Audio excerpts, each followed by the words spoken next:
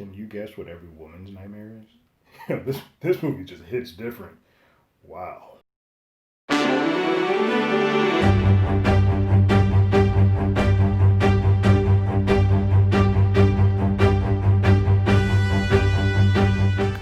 Hello, everyone. Terrence here with Hollywood Already Did. If you haven't already, go ahead, like, share, subscribe to the channel, ring that bell below. Anytime we have something, you will be among the first to know. I've been waiting for this one for a while. The second I saw the trailer, I was like, oh, I need to see this immediately. So, Promising Young Woman is the film that I'm going to be talking about today, giving you my thoughts.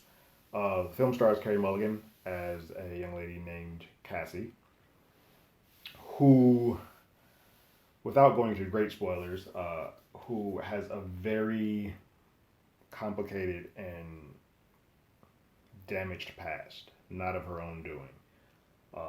She was on her way to being probably one of the best doctors the world has ever seen, and life happened to her.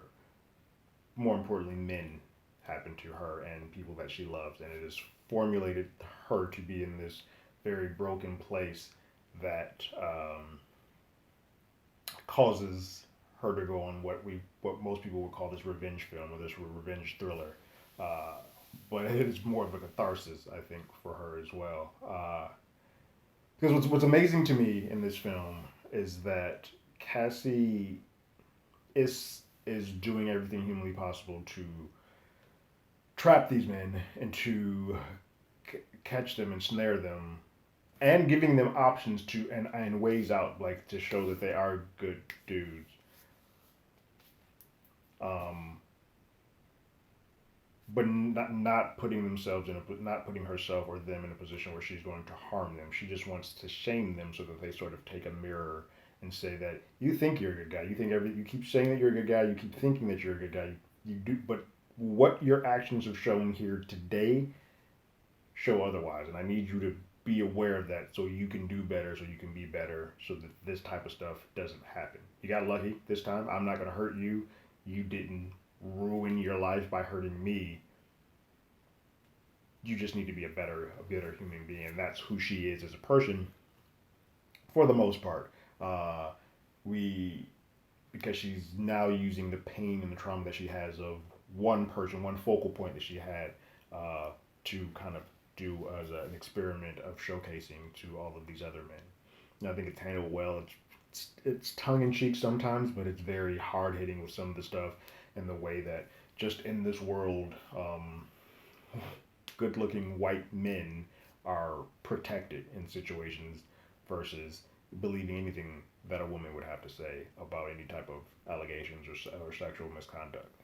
From dean of school admissions to lawyers, they're going to do everything humanly possible to scrub and break down that woman who put herself in a precarious position because she deserved it and she shouldn't have been drinking and doing all of this stuff, versus talking to the guy who's like, hey, the fuck are you doing right now? Like, you, be better. And that's what this film encompasses and is all about, and is fantastic. It is a amazing film, and I know some people are going to probably question and fumble a little bit with the ending, but I think it's also pitch perfect. I think when you're dealing with a person who is as broken as Cassie is, the second she gets that carrot dangled in front of her of the focal point that causes the majority of her damage, just like a rabbit, it's going to be like a rabid dog, and she's going to do everything humanly possible to go do that, even at her own dismay. And I don't want to ruin the ending because I think this whole film goes together and I don't want to mess it up. There are some parts of this film, and the script, that are very easily telegraphed. The ending itself is not. There's a twist that is sort of telegraphed that I could pick out, and I was like, oh yeah, I see where this is going. But what's amazing is that it did not bother me once it actually occurred, because the road getting there was such a fucking delight. Like, there's nothing about this film that I would change or alter, or I love it. You also need that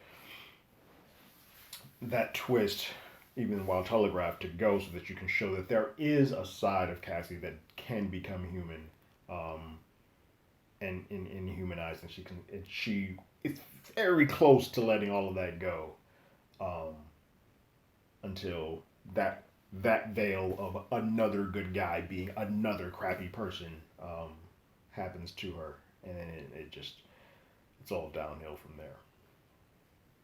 I think this cast is solid from top to bottom. I love seeing Connie Britton, Alfred Molina popping up. There's some very emotional scenes that happen with people who, from all aspects of the of an allegation, what they've had to deal with, how they've grown up, what they've become in their life. You look at the the victim, you look at the friend of the victim, you look at the lawyer to the defendant, you look at the defendant, you look at the dean. It's so many layers to these type of stories.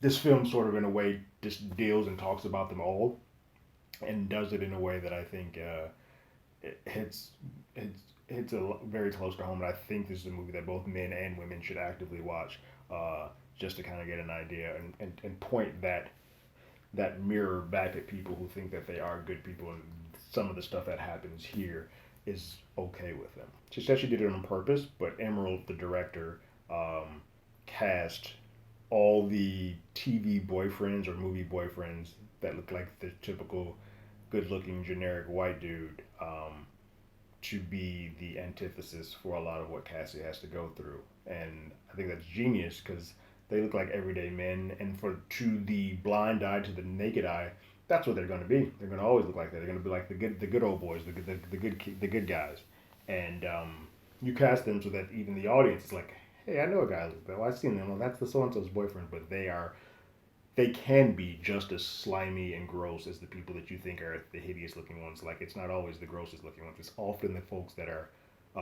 well-to-do, good-looking that cause this type of pain to women, and anyone who don't have a voice that people believe in.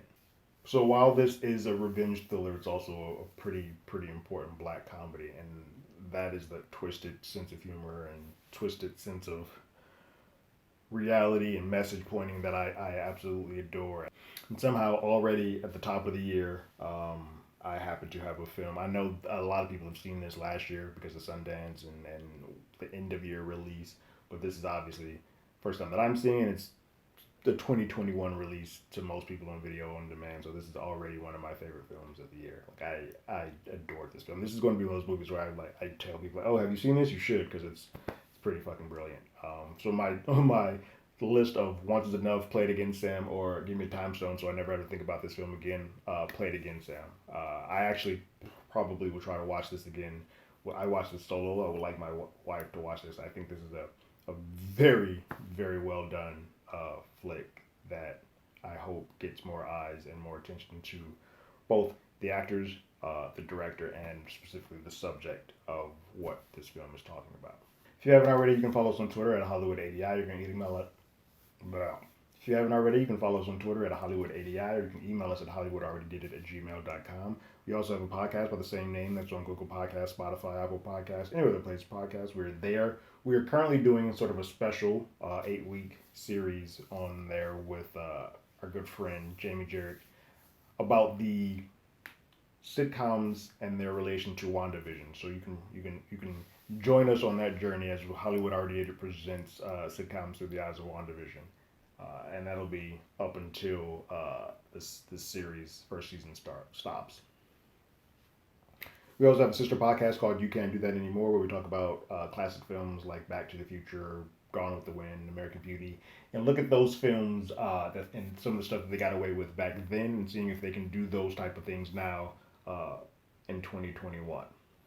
You can also find that wherever podcasts are played. And we're going to start putting those here on the channel as well. But that's it, like always. I got my ticket. You got yours.